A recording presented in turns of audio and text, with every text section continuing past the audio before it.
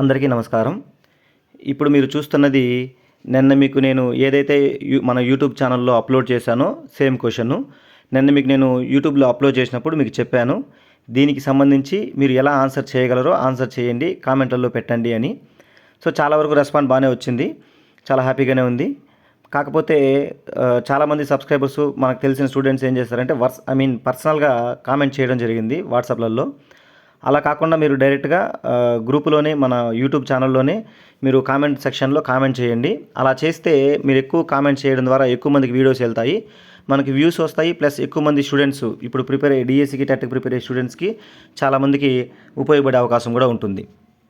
సరే, నిన్న మీరు చాలామంది కామెంట్ చేశారు, కొంతమంది ఆన్సర్స్ కరెక్ట్గానే పెట్టారు, కొంతమంది సరే మీరు ఎలా ఆలోచించారో ఒకసారి ఈ ఎక్స్ప్లెనేషన్ వీడియోలో చూద్దాం.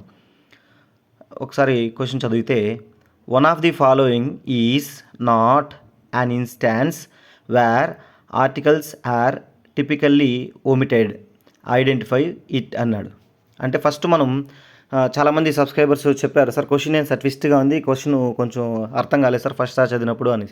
యాక్చువల్గా మన కాంపిటేటివ్ ఎగ్జామ్లో మ్యాక్సిమం స్టూడెంట్స్ని ఎక్స్పర్ట్ ప్రిపేర్ చేసే క్వశ్చన్ పేపర్ కాబట్టి స్టూడెంట్స్ను కన్ఫ్యూజ్ చేయడానికే వాళ్ళు మ్యాక్సిమం ట్రై చేస్తారు.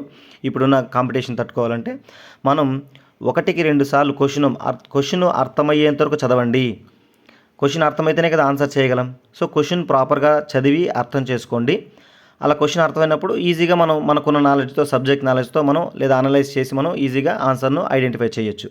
సో ఇప్పుడు మనం చూస్తే ఒకసారి మళ్ళీ ఫస్ట్ క్వశ్చన్ మీకు ఎక్స్ప్లెయిన్ చేస్తాను, తర్వాత ఆన్సరు మీ దగ్గర చెప్పిస్తాను.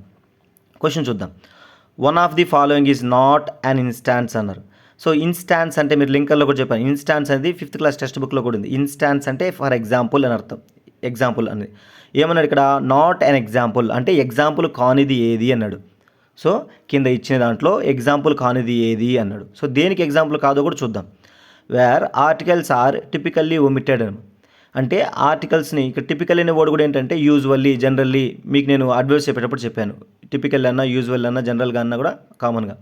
సో ఈ క్రింది వాటిలో ఎగ్జాంపుల్ కానిది ఏది దేనికంటే ఆర్టికల్స్ ఒమిట్ చేస్తాం కదా, ఆర్టికల్స్ ఒమిషన్కి కొన్ని రూల్స్ ఉన్నాయి, ఎక్కడెక్కడ వాడమనేది మనం ఆల్రెడీ ప్రీవియస్ క్లాసులలో మనకు చెప్పడం జరిగింది. సో ఈ క్రింది వాటిలో ఏ ఎగ్జాంపుల్ అంటే ఇచ్చిన దాంట్లో ఏదైతే ఒమిషన్ ఆఫ్ ఆర్టికల్ రూల్స్కి సంబంధించినది కాదు. ప్రశ్నను మరొకసారి చెప్తున్నాను. ఈ క్రింద ఇచ్చిన 4 ఆప్షన్లలో ఒమిషన్ ఆఫ్ ఆర్టికల్స్కి సంబంధించినది కానిది ఏది అని అర్థం. అంటే దీన్ని బట్టి మనం అర్థం చేసుకోవాల్సింది ఏంటంటే మనం ఆప్షన్ చదవాల్సిన పని లేదు, ఒకసారి చూద్దాం, మీకు చెప్తాను ముందుగానే. సో ఒమిషన్ ఆఫ్ ఆర్టికల్స్కి సంబంధించినది కాదు అంటే ఒకటి మాత్రమే సంబంధించినది అయి ఉంటుంది.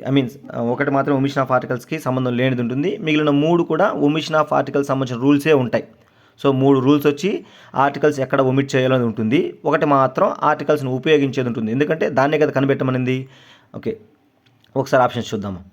Names of the feelings in general sense అన్నాము.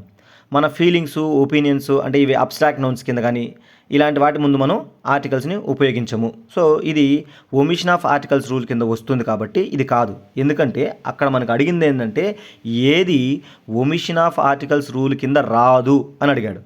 సో మన ఫీలింగ్స్కి, ఎక్స్ప్రెషన్స్కి, థాట్స్కి వీటికంతా మనం ఆర్టికల్స్ని ఉపయోగించు. ఆల్రెడీ మనం ఒమిషన్ ఆఫ్ ఆర్టికల్స్లో చెప్పాం కదా, అబ్స్ట్రాక్ట్ నౌన్స్కి, అన్కౌంటబుల్ నౌన్స్కి వీటికి ఆర్టికల్స్ రాదు అనేది. సో మన ఫీలింగ్స్ని మనం కౌంట్ చేయలేం, ఇట్స్ అన్ అబ్స్ట్రాక్ట్ నౌన్ కాబట్టి దాని ముందు కూడా ఆర్టికల్ రాదు. సో ఇది ఒమిషన్ ఆఫ్ ఆర్టికల్స్ రూల్ కింద వస్తుంది కాబట్టి ఇది మన ఆన్సర్ కాదు.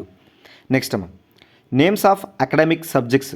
సో అకాడమిక్ సబ్జెక్ట్స్ ముందు కూడా మనకి ఆర్టికల్స్ రాదు అనేది మనం ఒమిషన్ ఆఫ్ ఆర్టికల్స్ రూల్స్లో చెప్పుకున్నాం. సో కాబట్టి వీటి ముందు కూడా ఆర్టికల్స్ రాదు.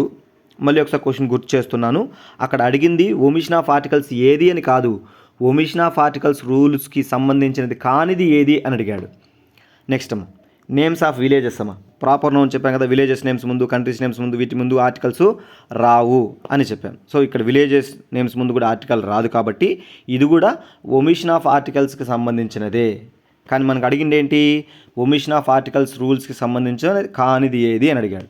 సో చివరిగా చూస్తే names of the reverse. So reverse ముందు మనం ఒమిషన్ ఆఫ్ ఆర్టికల్స్ కాదు కదా, ఆర్టికల్స్ని ఉపయోగిస్తాం.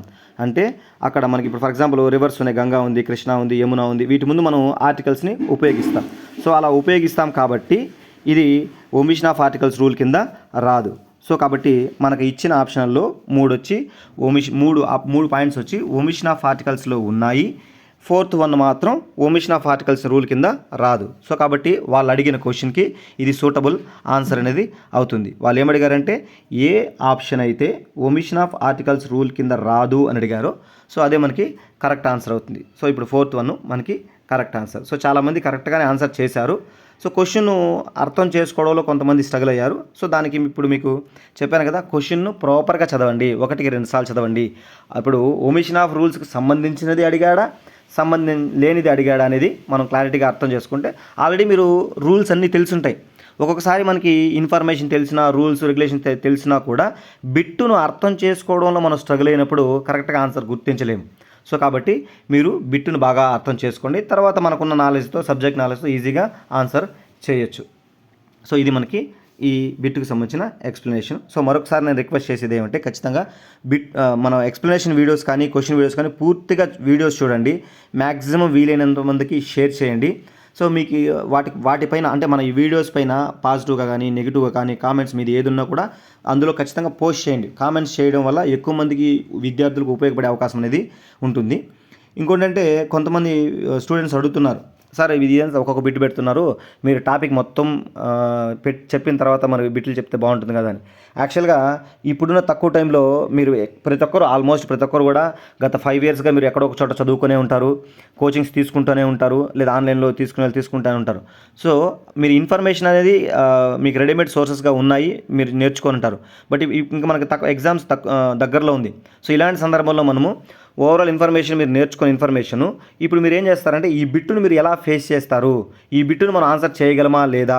ఇది యాక్చువల్గా నేను క్రియేట్ చేసిన బిట్టు కాదు, ఇది ప్రీవియస్ బిట్టు. మనకున్న ప్రీవియస్ బిట్లోంచి ఒక బిట్టును ఇలాంటి బిట్టు మీరు ఆన్సర్ చేయగలుగుతున్నారా లేదా అనేది మనల్ని మనం ప్రశ్నించుకోగలగాలి. అంటే మనం ఇంతకుముందు నేర్చుకున్న ఇన్ఫర్మేషను, అంటే మనం వేరే సోర్సెస్ అంటే ఇన్స్టిట్యూట్ ద్వారా కానీ, మనకున్న సెల్ఫ్ స్టడీస్ ద్వారా కానీ, లేదా టెక్స్ట్ బుక్ ద్వారా కానీ మనం నేర్చుకున్న ఇన్ఫర్మేషను ఈ బిట్టును మనం ఆన్సర్ చేయడానికి సరిపోతా ఉందా లేదా చెక్ చేసుకుంటారు. సో ఇలాంటి బిట్లు మీరు ఆన్సర్ చేయలేకపోతే మళ్ళీ మీరు ఏం చేసుకోవాలంటే మన ఇన్ఫర్మేషన్ అక్కడ సూటబుల్ ఇన్ఫర్మేషన్ మళ్ళీ మీరు చదువుకోవాల్సి ఉంటుంది. సో ప్రాపర్గా చదివి ఇలా బిట్స్ మీరు మనం ఎప్పుడైతే మనం బిట్స్ను ప్రాపర్గా ఆన్సర్ చేయగలమో అప్పుడు మనకి కాన్ఫిడెంట్ లెవెల్ వస్తుంది. కాన్ఫిడెంట్గా మనం ఎగ్జామ్కి రెడీ అయినట్టే. సో ఈ మెథడ్ మీకు ఉపయోగపడుతుందని నేను భావిస్తున్నాను. సో మీరు సపోర్ట్ చేయండి, ఖచ్చితంగా వీలైనంత మనకి ఎక్కువ మందికి షేర్ చేయండి, కామెంట్లు కూడా ఖచ్చితంగా చేయండి.